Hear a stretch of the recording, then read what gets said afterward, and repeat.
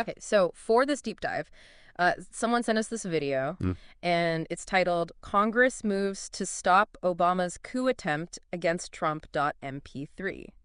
Wow. Just the title alone, accusations of a coup, a shadow government, even treason. Heavy stuff. Really intense stuff.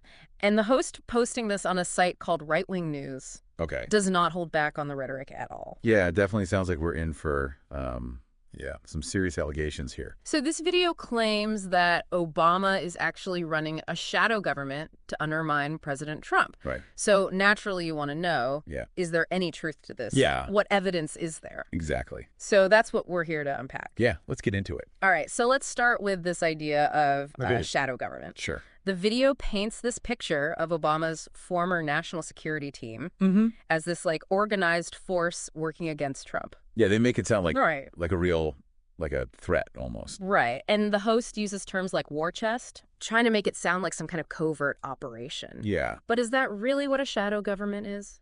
Well, in political science, shadow government usually refers to a group that's ready to kind of take over if the current government collapses. So think of it like a backup government waiting in the wings. Okay. Sometimes they operate in secret. Sometimes they have completely different policies. Oh, yeah. Plans. So that's the textbook definition. Yeah. But it feels like in this video, they're using the shadow government more as an attack than like an accurate description. Exactly.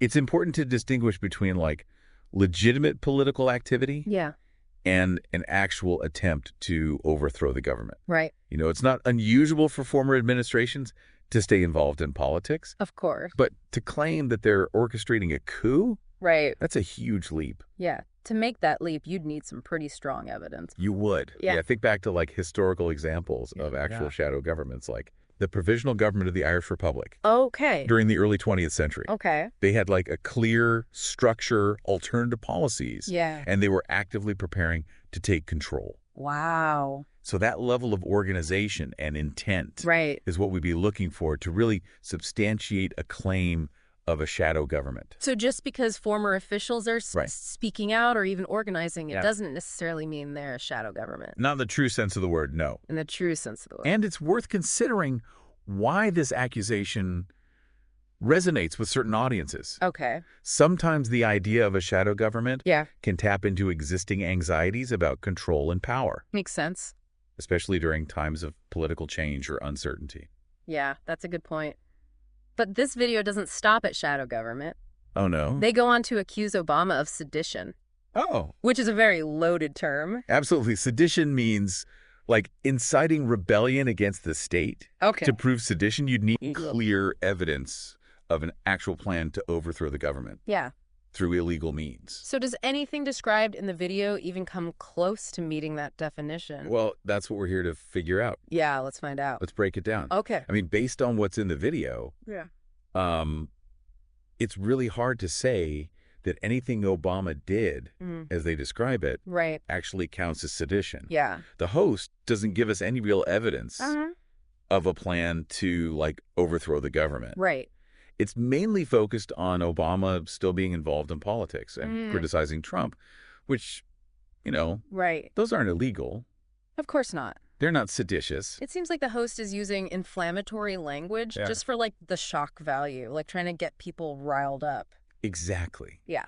Strong language can be really persuasive. Yeah. But we got to be critical of these claims, especially when there's no evidence. It's like yelling fire in a crowded theater when there's no real danger. Yeah, creates panic without any reason. Exactly. Speaking of accusations, the video really focuses on the Michael Flynn incident. Okay. It tries to paint Flynn as this victim of Obama's vendetta. Right. The host claims that Flynn's conversations with the Russian ambassador were totally innocent, and the whole investigation was just a political hit job by Obama loyalists. Right. So what's your take on all that? Well, the Michael Flynn situation, it is complicated to really understand it. We need a little bit of context. Okay. Flynn was Trump's national security advisor. Right.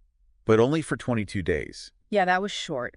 He resigned after it came out that he lied to Vice President Pence about his conversations with the Russian ambassador. Yeah, during the transition. Exactly. Okay. Like right when Trump was taking office. The video claims that Flynn was just expressing gratitude to the ambassador for Russia, not retaliating against some of Obama's actions. At the end of his presidency. Okay. That's the story the video's telling. Right. But the real issue is what they actually talked about in those conversations. Yeah. Specifically, whether they discussed sanctions relief. Okay. That's what triggered the FBI investigation. I see. And, lying to the FBI, that's a federal crime. Big deal. And in the end, Flynn actually pleaded guilty to making false statements. So there's definitely more to this story. For sure. There's a lot more. Than the video is letting on. Yeah, they're leaving out some pretty important stuff. Seems like they're deliberately omitting key facts to push their narrative. It happens a lot. So the video also talks about this whole issue of surveillance and unmasking. Okay. Now, to be clear, the U.S. government can conduct surveillance on foreign nationals. Yeah, for intelligence purposes. Right, even if they're talking to U.S. citizens. Exactly. But there are rules about protecting the identities. Yeah. Right. Of those U.S. citizens. Of course. Who are caught up in the surveillance. It's all about privacy. Right. Protecting people. So unmasking is when you reveal their identity. Yeah, and that's only supposed to happen in very specific situations. There are procedures and reasons. Right. So the video claims that Flynn's identity was unmasked improperly and leaked to the media. As part of this plot against him. Okay. That was like a big part of the whole controversy. Yeah. But Justice Department investigations found no evidence of wrongdoing. Wow. In how they unmasked Flynn's name.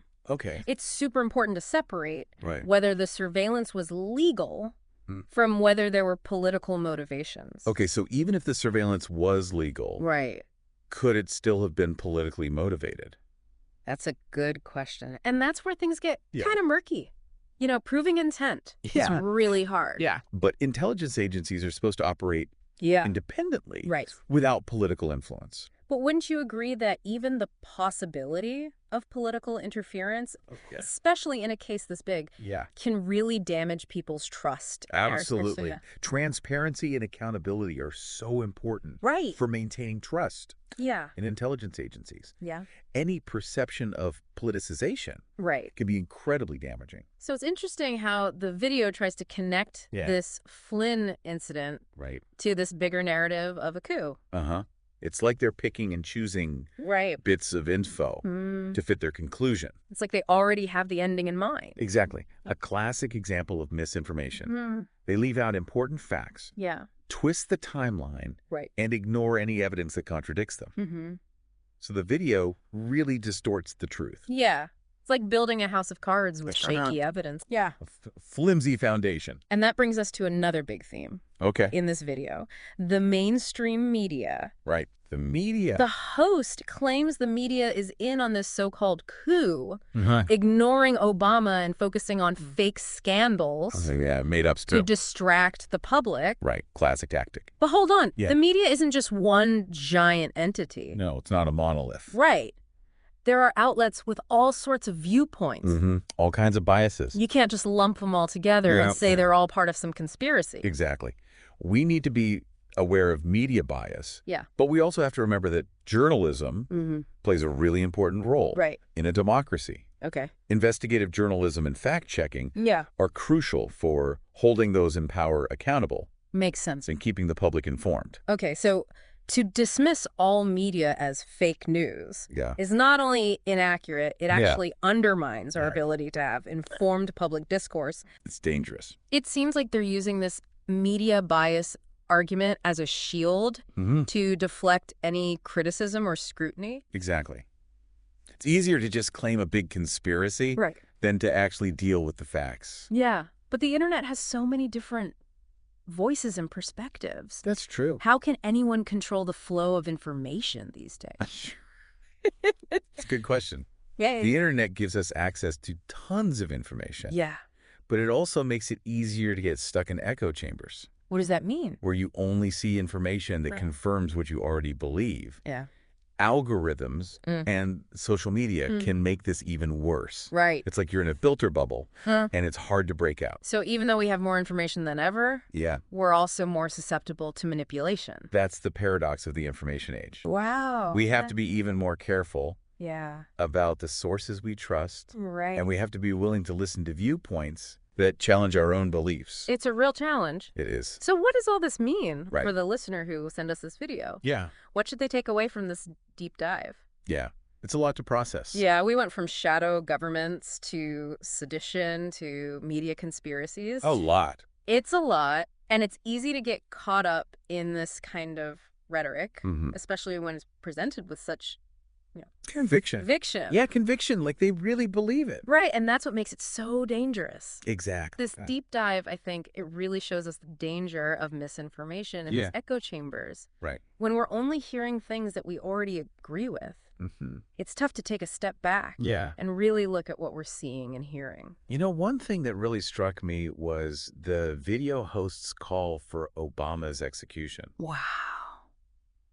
It's scary to think how this rhetoric can escalate to violence. You're right to be concerned. Yeah. We've seen throughout history. How demonizing your political opponents and using this violent language can have terrible consequences. Yeah. It's so important to remember that peaceful transitions of power are like the foundation of a democracy. Absolutely. It's a sobering thought. It is. So for our listener who sent in this video, where do we go from here? What are the takeaways? I think the biggest thing is critical thinking. Okay. Don't just take everything at face value. Right. Even if it comes from a source you trust, do your own research.